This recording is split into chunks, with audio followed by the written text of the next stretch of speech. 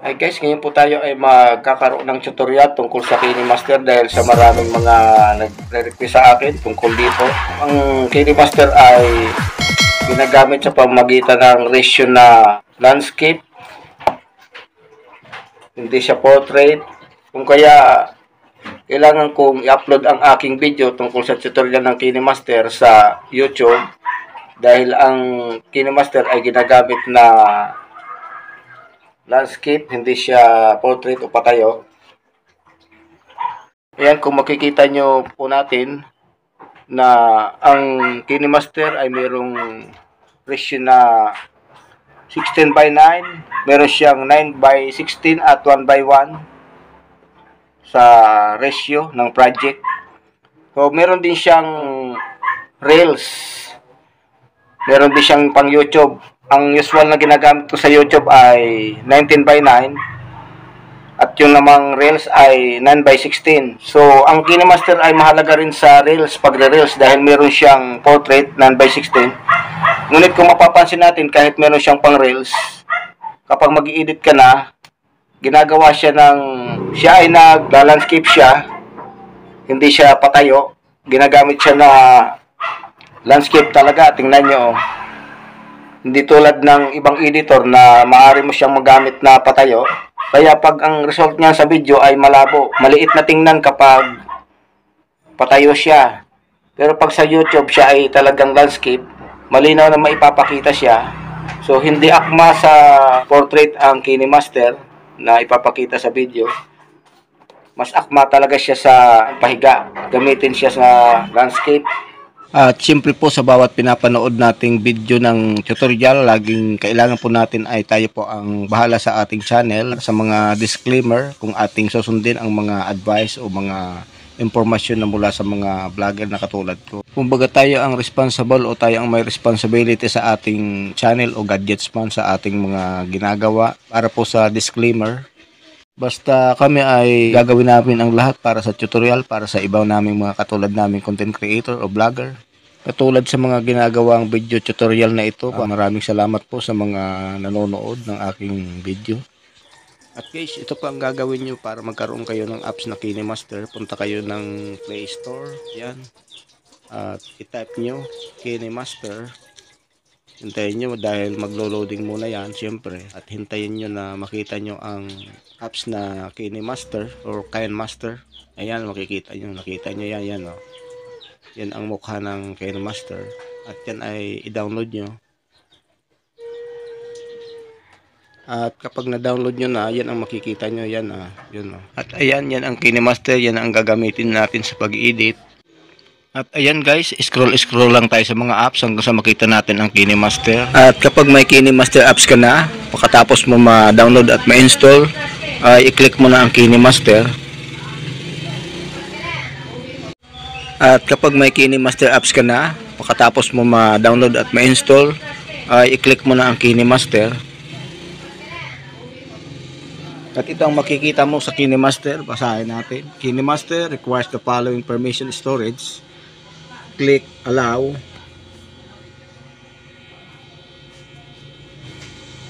Click natin ang allow. At makikita natin dito na mayroong mga gumagalaw-galaw. Oh. Ayan. Welcome to KineMaster. Create, edit, and share video on the go. Sabi dito. Patapos, makikita mo yan. Scroll mo lang. Gumagalaw-galaw. May nag-skating. I-scroll left mo lang, scroll mo, touch mo, scroll.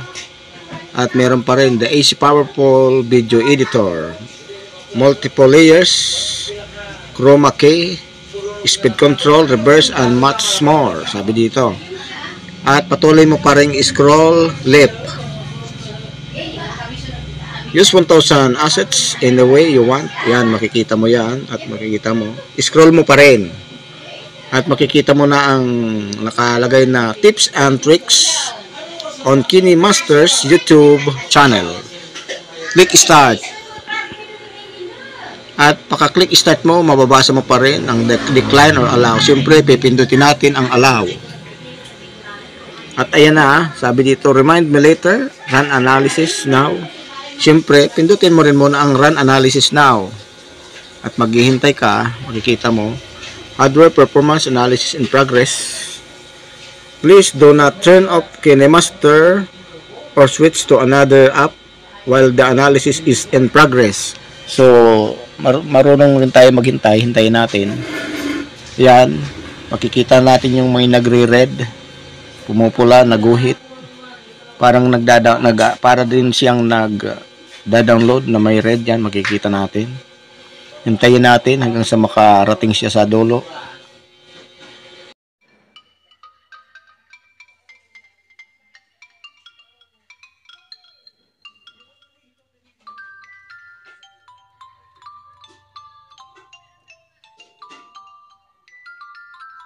Siyempre, kailangan marunong tayo talaga maghintay kapag tayo ay vlogger, matyaga, mapagpasensya,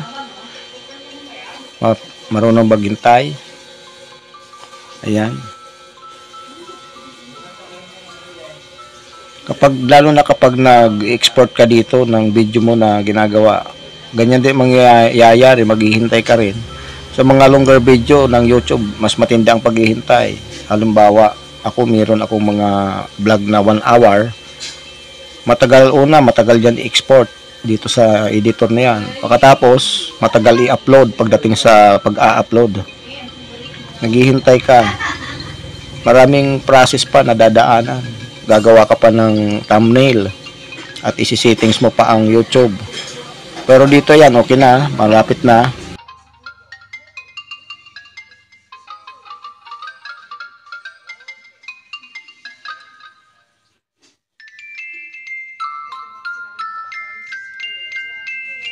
At ayan, makikita natin hardware performance. The performance analysis has been completed and the results have been applied in KineMaster. Show results. At i-click mo na okay. At ayan, makikita mo na ang KineMaster na ganyan. Magsisimula ka lang mag-edit, pero bago yan, kailangan mo rin muna puntahan yung isa pang settings. Ito ay para sa pang-advanced na settings na hindi na usually itinuturo ng ibang vlogger. Kaya pagdating sa nagkakaproblema, di na nila ito ma-settings. Meron na namang panibagong tutorial na ipapakita. Ngunit kayo halos isubo ko na sa inyo, kaya i-advance ko na sa inyo. Punta tayo dito settings, default duration of photo clip. Yan, makikita natin. Diretso na tayo settings. Dito, i-click mo ang advanced and experiment settings. Makikita mo ang warning, sabi dito, advanced and experiment settings should be used only under guidance from KineMaster support staff. Use of these features is at your own risk and may cause undesired behavior or other issues. Nakalagay cancel or continue. At syempre, continue anyway tayo. Ayan, makikita natin. Mula sa media browser, hierarchical mode, show, taas. Dito tayo sa unlimited video layer. Para talaga kasi ito sa unlimited video layer kasi may layer na nagkakaroon ng limitation dahil dito nakiklik ng iba. Dahil sa mga ibang mga tutorial na hindi naman ito na kaagad pinuturo, ako ituturo ko kaagad para advance na. So, i-click natin ito. I'll be using the unlimited layer feature because the app to shut down or cause unexpected problems due to exceeding hardware specification. Are you sure you want to use it? Yes, continue anyway. I-click. So, red na siya, unlimited video layer mode. Ayan, so ito na hanggang dito lang ang process na to at i-back na natin. At din tayong magsimula mag-edit. At ito ang ating unang gagawin, i-click natin ang KineMaster. Makikita natin dito yung aspect ratio. Merong 16:9 para sa YouTube, 9:16 at para sa 1:1, 9:16 para sa Reels. At halimbawa, piliin natin yung 16:9. Makikita natin yan. Sa aking KineMaster, dahil dati na akong nag-i-edit, meron na siyang dating laman. Pero meron nang nakalagay na mga video. Suppose na mag-insert tayo ng panibagong video para sa pag-edit. touch natin tong plus sign. At yan, makikita natin dito sa 16:9. Makikita natin sa media yung mga video. Touch natin. At yan, makikita natin yung mga video na mga galing sa mga iba-ibang, merong converted, merong Facebook, download, merong X-recorder, at yung kukuha ng camera naman. Halimbawa, ang ating i-insert ay galing sa camera. Touch natin yung camera. Yan, makikita natin dyan. Touch natin para ma-insert. Makikita natin yung mga video. Halimbawa, dito tayo sa camera kumuha. Yung nasa pinaka banda sa pinakababa, yun ang pinakaunang scene. Halimbawa ito. Touch natin to. Habang pataas ng pataas, going left, yun ang pinakahuli, baliktad. Pinakahuling scene. So, insert natin. At makikita natin yan ay na-insert. I-check natin. Itong check. Yan, makikita na natin. Ang kakao. Ngunit sa ating KineMaster, makikita natin na hindi siya buo. At kung ipi-play naman natin, yan ang makikita natin. Yan, no? Hindi siya buo sa screen. Ang gawin natin, kung mali, pwede natin yang i-delete. Touch muna natin dito. Kapag delete isa-isa, ganito ang gawin natin. Isa-isang scene. Dito tayo magta-touch. At puntahan natin yung balde na may takip ito. Tapos natin, madidelete yung isang eksena. Isa-isa lang siya. So, isa-isang scene. Pero kung sa buo, kabuuhan, lahat siya ay madidelete, ganito ang gawin natin. Back natin. Mag-iingat tayo, baka yung ating madelete yung hindi pa natin na i-export. So, ibig sabihin, yung pinakahuli nating na-insert ay yung number 3. Kasi, may number 2 kasi ito. May number 1. Ang walang number, yun ang pinakauna nating in-insert dyan na di pa na i-export. Meaning, ang pinakalas natin na in-insert yung number 3.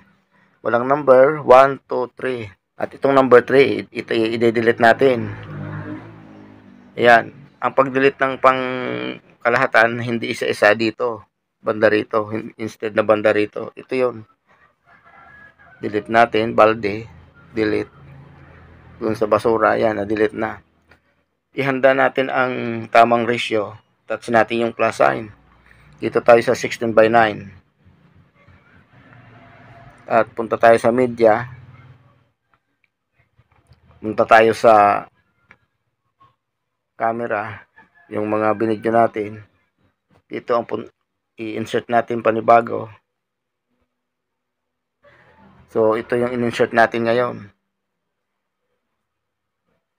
Mapapansin natin na hindi pa rin puno katulad ng dati. Ang nangyari kasi, ang video natin yan ay para talaga sa Reels. Hindi siya para sa YouTube. Ibig sabihin, ang ratio niya ay landscape. Yan ay portrait. Kaya kahit insert natin sa ratio na yan, ganun pa rin ang mangyayari.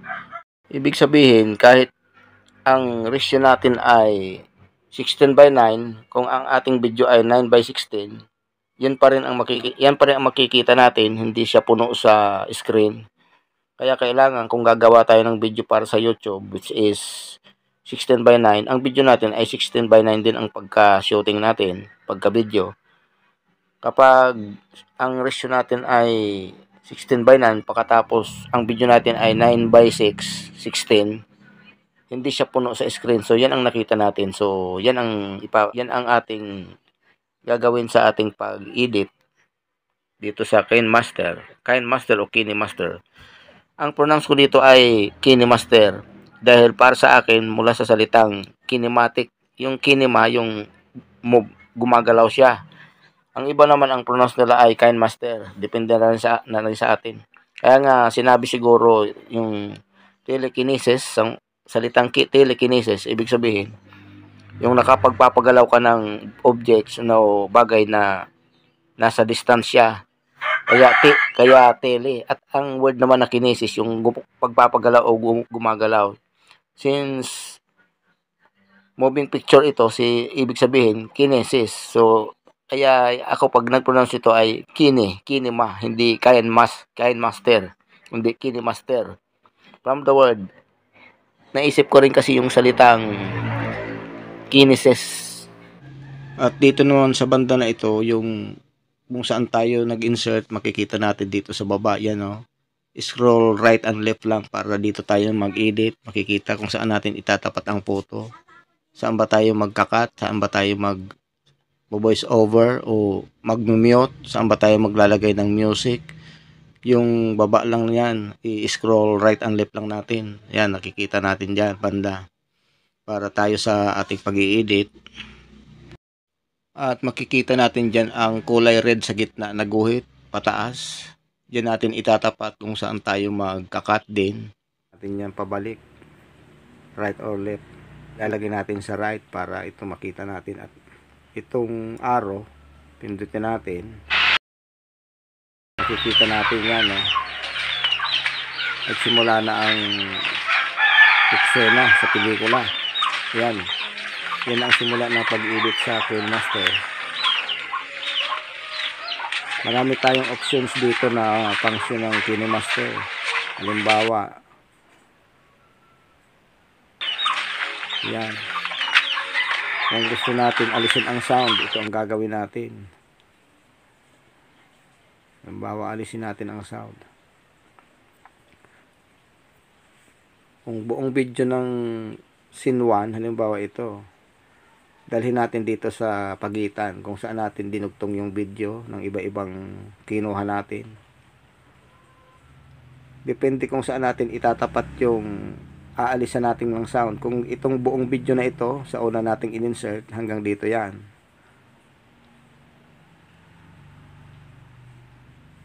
Click natin at magkakaroon siya ng kulay yellow. Click natin ito na sa taas, sa audio. Unang click, makikita natin yan. I-click naman natin ito. Maalis na yan ng sound. At i-check natin. Ibalik natin sa una at patunogin natin at mawawala na ang sound niyan. Tingnan nyo, wala nang sound. At kung gusto naman natin ibalik ang sound, muli nating i-touch. Magkakaroon ulit siya ng kulay dilaw. Hawakan naman natin dito sa may upper right. Click. Makikita natin ang red. I-touch natin para muling maging puti ang kulay. I-touch natin kabilaan dito sa may parang stereo siya, para siyang trumpa. Yan, makikita natin yun. Naibalik siya sa kulay puti, i-check natin. At muli nating i-scroll right at i-play natin. Ayan, bumalik na naman ang sound. At puntahan naman natin yung voice. Halimbawa yung nilagay natin kanina na voice. Ito, ay guys, talaga po yung voice over. ito sa bandang kakahuyan at talagang mapresko ang hangin. Ayan. At kung gusto natin palitan ang boses niya, touch. Tapos meron ding voice changer ang KineMaster. Hindi ko to usually ginagamit, pero for example lang, halimbawa alien. Pakinggan natin ang alien. Ayan, para siyang robot. So, mga gumagawa ito ng cartoon siguro. Parang pangit naman pakinggan sa pambata. Kung hindi naman ganon, piliin natin naman yung halimbawa, meron siyang echo. ay guys, talaga po napakaganda po dito sa bandang. Ayan, meron siyang echo. Kung gumagawa ka ng drama o comedy, pwede. Stopin natin kung saan natin matapos. O kababalaghan na pelikula.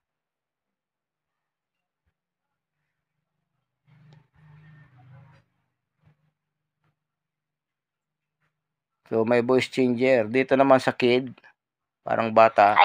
Pakinggan natin. Ay guys, talaga po napakaganda po dito sa bandang Kakahuyan at talagang mapresko ang hangin. Ayan, at i-stopin natin kung saan natin gusto matapos So, yung salita. stopin natin. That's ulit natin. Sa voice changer, meron ding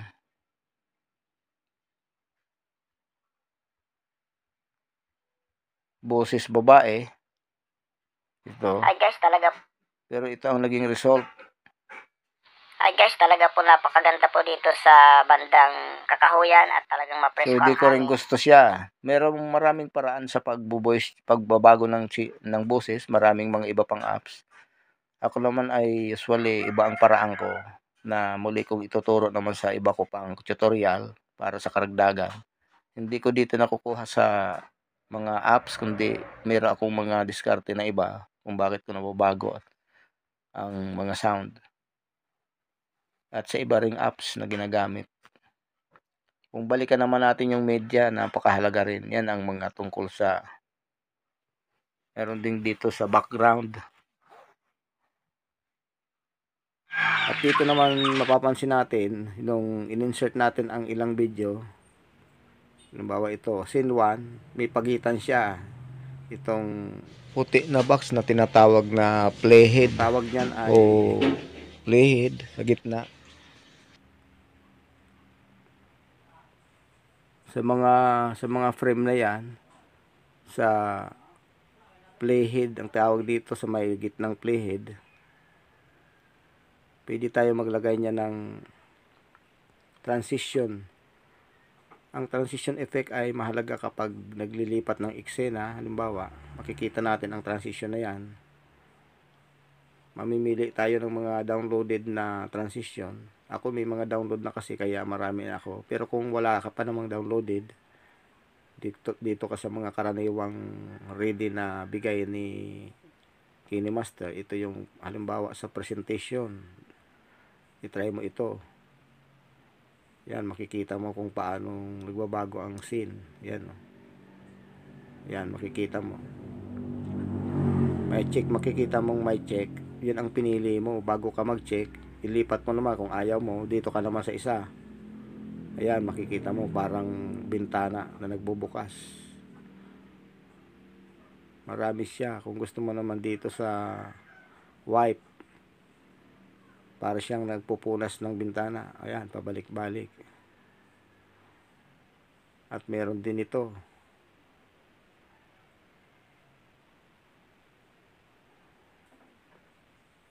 Ito naman, oh. Kita nyo naman, oh, iba-iba ang magandang presentation ng sa presentation yan. Dito naman sa travel, ikita mo. Ayan. Merong steam. Sa steam naman, yan. Para siyang usok. Ikita mo. Yan sa transition yan. Meron naman hit and break.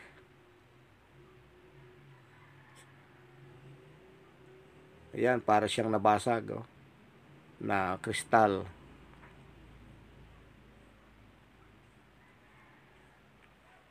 Sa manuscript naman, para siyang mga aklat, libro na sulatan, parang parchment o scroll. Tingnan nyo. Ayan, oh. Iba-iba rin klase rin yan. 4. May pataas na scroll. Ang manuscript talaga. Dito naman sa folding, 4 din ang makikita natin. Una, ito. Yan, nagpo-fold siya.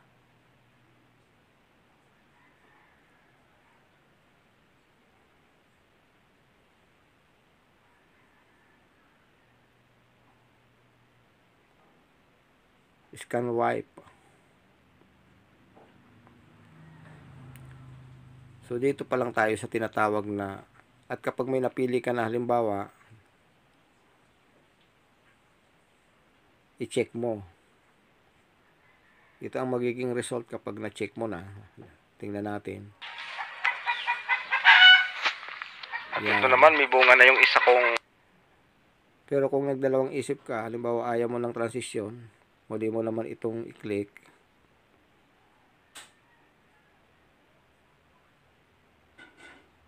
I-scroll down mo naman.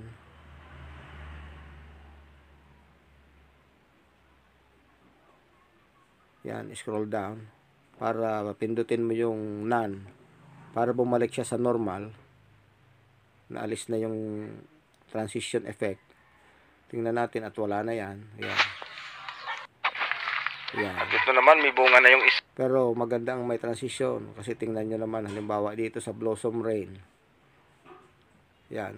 Paglipat mo ng eksena, makikita mo yung epekto ng merong parang ito naman, may bunga na yung isa.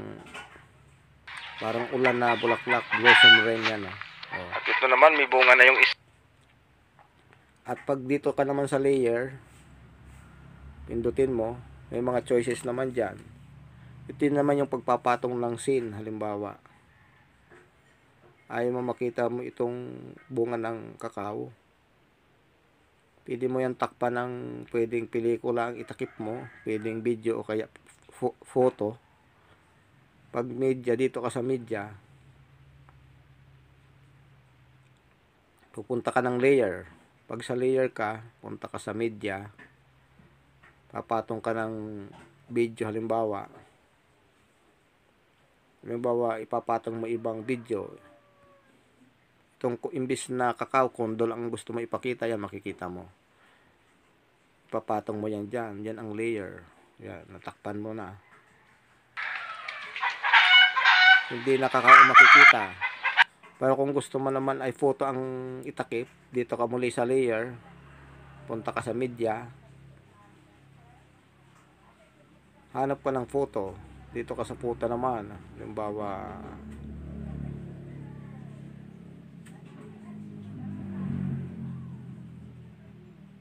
dito ka pa rin sa camera kung may photo ka dito na kinuha, halimbawa hanapin ko yung photo ng Bulusan Volcano sa may rice field. Yan, makikita nyo photo yan, hindi yung video. Pwede mo rin yan ipakita sa halimbawa sa baba, pwede mo sa taas, pwede mo entire video yan, palakihin mo, pwede maliit. Kikita mo dito ka lang sa corner sa yan, pwede yan.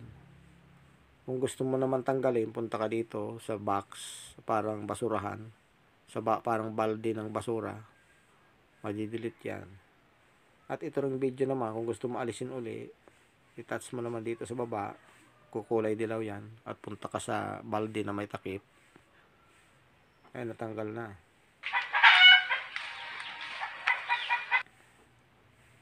Dito naman sa layer, dito naman makikita natin yung overlay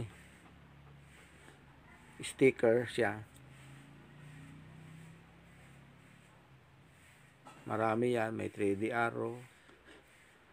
Yung madalas kong ipakita na star na umiikot.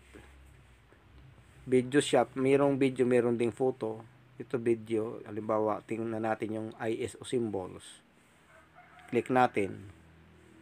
Makikita natin dito ang heart, star. Yan, may mga symbol, mayroong thumbs up, mayroong dart. Halimbawa, pinili mo yung star, gusto mong may umiikot na star, i-click mo tong star na yellow, mag-check siya at i-check mo. Ayan, makikita mo yung star. Yan, pwede mo siya palakihin, paliitin, malaki, maliit. Pag maliit, pwede mo siya ilagay sa upper corner na right or upper left. Pwede siya sa baba, at halimbawa pinili mo sa taas, paliitin mo o kaya palakihin. Pag nakapag-decide ka na, pwede mo na siya i-check. At ito namang ISO symbol sa baba, hawakan, i-touch mo para maging kulay dilaw, at pwede mo siya i-drag pa right kung gusto mo hanggang sa pinakadulo ilagay ang star. Pwede mo naman siya ibalik kung maikli lang, o pwede mo naman siya sa lip naman hanggang sa dulo. Depende kung saan mo gusto, hanggang saan yung star na yan. So halimbawa, nakapag-decide ka na, i-check mo, i-play mo. Kao guys, to. Hinog na yung isang Yan, hinog na yung makikita mo isang na yung kakao. star na umiikot. Wow. Stopin mo naman pag na-stop. Itong star naman, pag sumobra sa haba, halimbawa, pwede mo rin i-touch kung hanggang saan. Basta yung pagitan na yung patayo na ito na red na line, hanggang dyan lang siya. Pwede mo siya i-touch at guntingin. Ito ang gunting. At i-trim to, mamili ka kung trim to the right, trim to the left.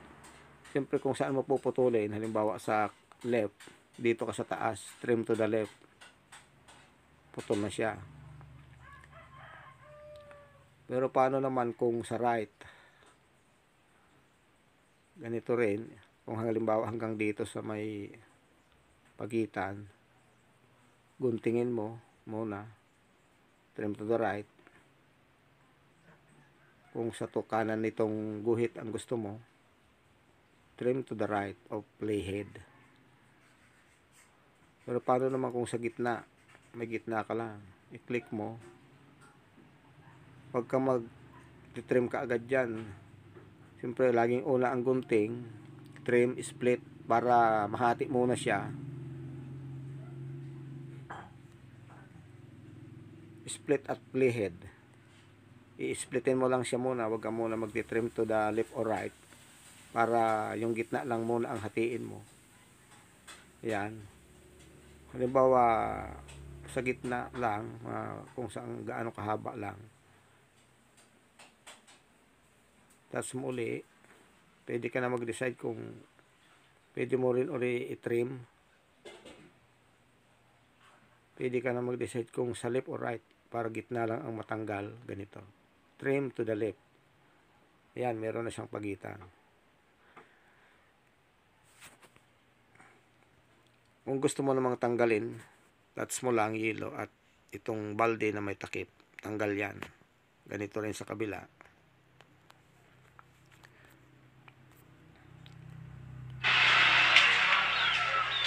At sa marami namang nagtatanong kung paano magpalit ng sound, voice o maglagay ng voice over, madali rin yan sa KineMaster. Ang gawin natin ay pakinggan natin.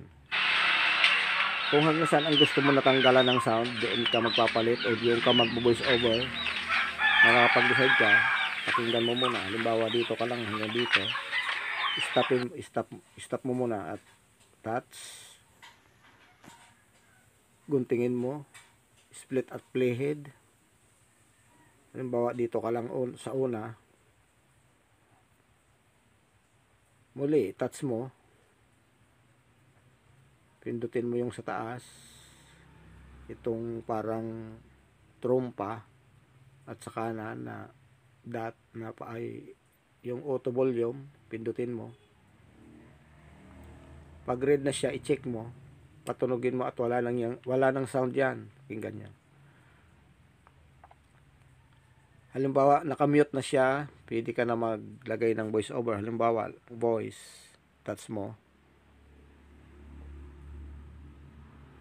at pag na-touch mo na ay magsimula ka lang mag voice over, magsalita.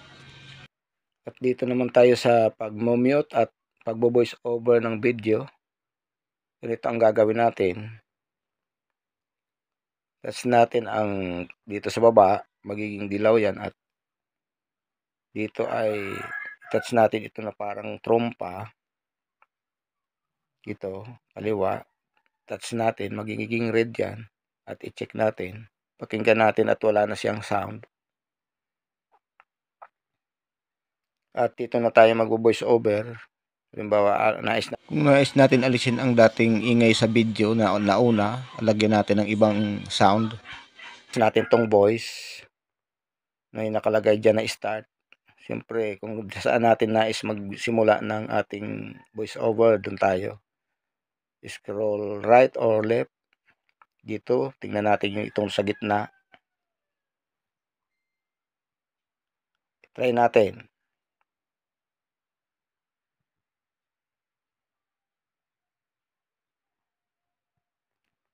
Ay guys, talaga po napakaganda po dito sa bandang Kakahuyan at talagang mapresko ang hangin. Ayan, at i-stopin natin kung saan natin gusto matapos yung salita natin. Pagka na-stop na natin, check natin ito. Itong may check.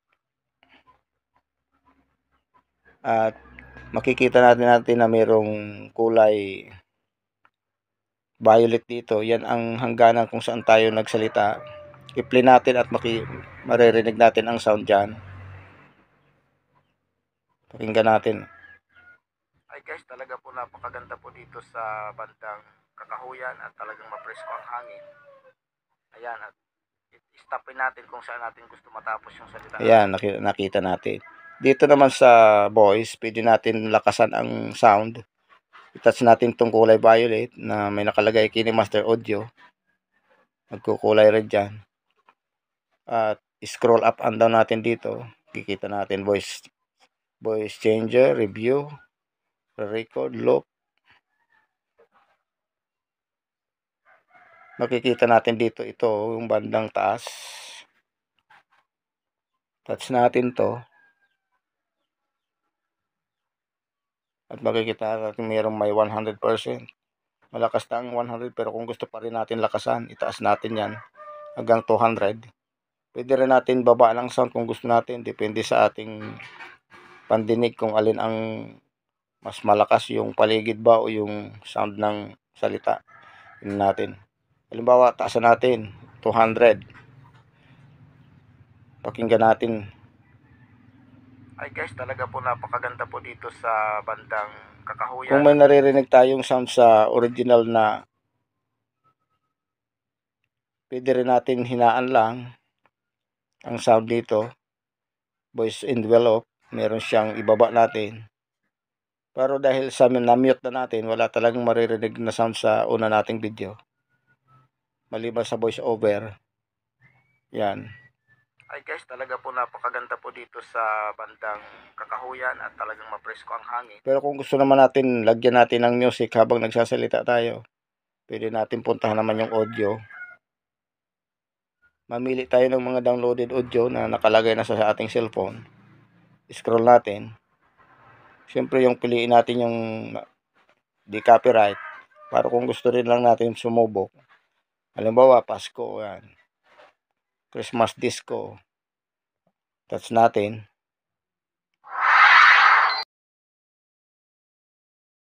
Pero hindi dahil makaka-copyright yan. Audio ulit tayo. Punta tayo sa walang copyright. Meron akong mga ginawang sarili kong sound na di copyright. Sa YouTube may mga allowed na music. Pero ang mga allowed na music sa YouTube ay di allowed sa Reels. Kaya makaka-copyright ka pa rin. Kaya naniguro ako, gumawa ako ng sarili kong mga sound. Galing din sa apps ko. Halimbawa, Free Music. Sa mga Free Music na ginawa ko itong xylophone. Yan. Marinig natin yung xylophone. Hindi copyright sa akin yan. Click natin yung plus. Makikita natin kulay green. Yan na. Meron siyang Free Music xylophone. Gawa ko. Patunogin natin. Pakinggan natin. I-check muna natin dito sa taas. Meron ng dalawa. Yung isa yung KineMaster Audio. Yung voice over natin. At ito namang nilagay natin na Free Music xylophone. At saka i-check na natin. Pag na-check natin, i-play natin. Maririnig natin pareho. Guys, talaga po napakaganda po dito sa bandang Kakahuyan at talagang mapresko ang hangin. Ayan, at stopin natin po. Ngayon, titingnan naman natin kung alin ang mas dapat hinaan ang sound. Halimbawa, ang music, itatsugi natin ang kulay dilaw. Ang kulay green pala, magiging dilaw. Makikita natin ang dilaw na hugis. Puntahan naman natin itong drawing na ito. Makikita natin ang itong 100%. Pwede natin babaan ang sound ng music. Pwede hanggang 33 lang, 22. Pakinggan natin. Ganda po dito sa banda. Yan, humina na ang sound. mapresko ang hangin. Depende kung alin ang ating hinaan. Kung ito namang sa taas, yung voice over, ang taasan natin ang boses, ang sound. Nasa gawin nating 100. Ang taas baba kasi ng sound yan depende sa parte ng sound niyan. Merong parte talaga na mas malakas, kaya makikita natin dito sa ating adjust natin. 100 lang o hanggang 200 lang naman ang sound na lakas niyan. So, ina-adjust natin kung alin ang gusto natin malakas, yung voice over, yung music. Kaya kung nagdalawang isip naman tayo, gusto natin alisin ang music, pwede naman uli natin i-touch, maging kulay dilaw, at puntahan natin itong balde na may takip, parang basurahan. I-touch natin. Makikita natin natanggal na ang music. So, wala na naman siyang music. Atin naman siyang i-play. Ay guys, talaga po napakaganda po dito sa bandang Kakahuyan at talagang mapresko ang hangin. Ayan, at i-stopin natin. So, okay na. Kung nakapag-decide na tayo doon, maaari na nating i-check yan, itong check, para sigurado na tayo na yun ang ating decision. May sound siya at walang voice over, o kaya may voice over.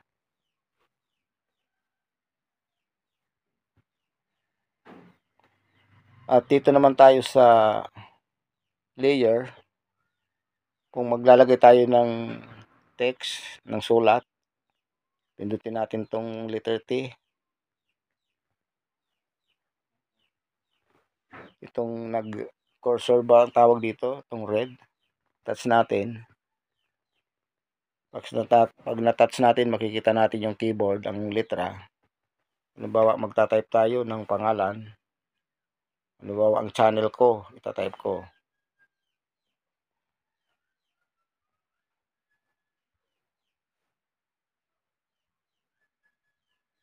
Pangalan ng channel ko sa YouTube.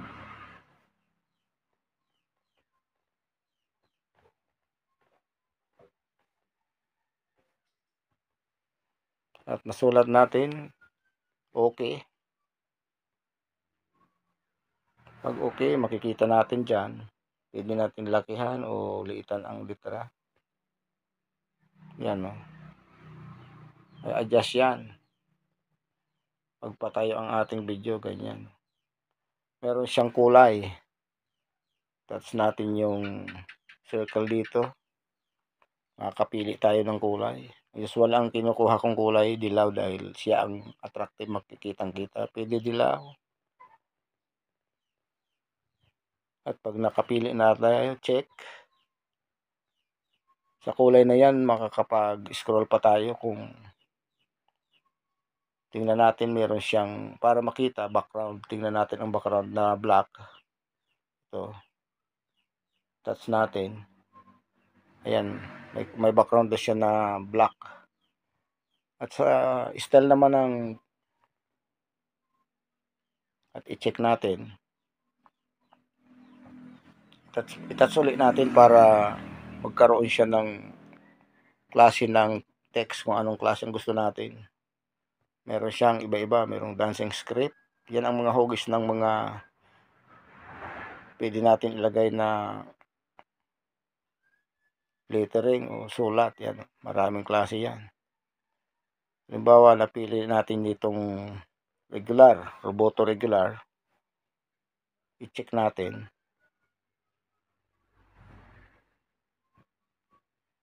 Yan ang naging result, roboto regular. At siyempre, i-touch ulit natin ito. Kung gusto natin dancing script, regular. Ayan, makikita natin.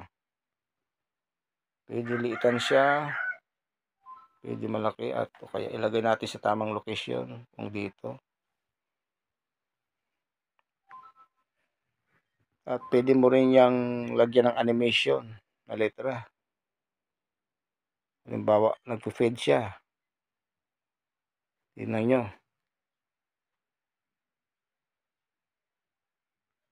Pwede rin siyang pop, nagpa-pop. Yan. Marami. Pwede siya side left. Yan. Pwede siya side down. Slide down pala. Slide down. Yan. Clockwise. Ayan, umiikot siya. Pwede.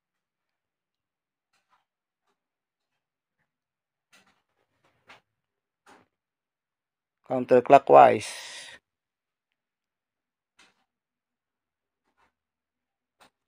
So, yan ang mga animation ng script.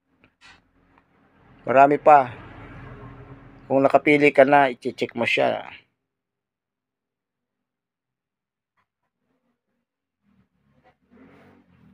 Kung dalawang isip ka naman, baguhin mo. Sa animation, overall animation naman, pwede siya, ang gusto ko minsan, fountain. Ayan o. Nagiging fountain ang letra. Pwede rin siya jitter. Ayan. Pwede siya ring. Ayan, umiikot siya na parang ring. So, marami. Sa ring naman, marami siya. So, i-check mo na kung nakapagpili ka na. Dito naman punta ka ulit sa layer. Meron dito ka sa FX. Effect siya, yung effect.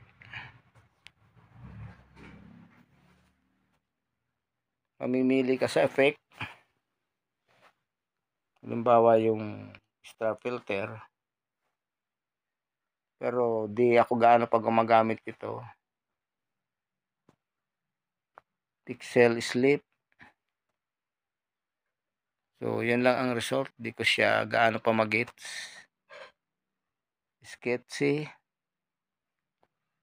Basta tinuturo ko lang para alam nyo. Right shift. So, hindi ako gaano dyan. Punta tayo naman sa dito sa overlay. Sa overlay naman, yung naituro ko na, yung may star kagina pala. So, yung may star. At guys, hanggang dyan na lang po ang ating tutorial. Maraming salamat po at mag-comment na lang po para sa karagdagang impormasyon na nais aking ituro sa tutorial, sa aking makakaya, sa aking kaalaman, lalo na sa paggamit ng KineMaster.